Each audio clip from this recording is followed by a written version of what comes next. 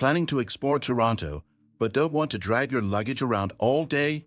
Radical Storage provides a fast and secure way to store your bags while you enjoy the city.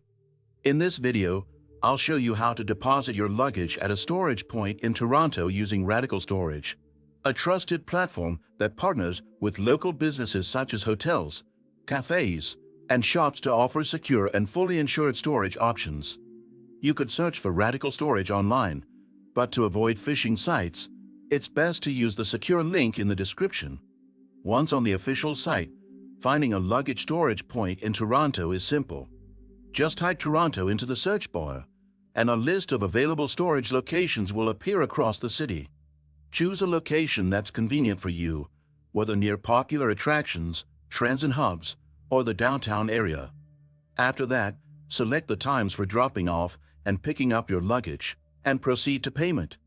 Radical Storage ensures safe and secure online payments, so you can book with confidence. Once your booking is confirmed, you'll receive a reference number and directions to the selected luggage storage point. When you arrive, show the reference to the staff, and they'll securely store your bags. That's all it takes.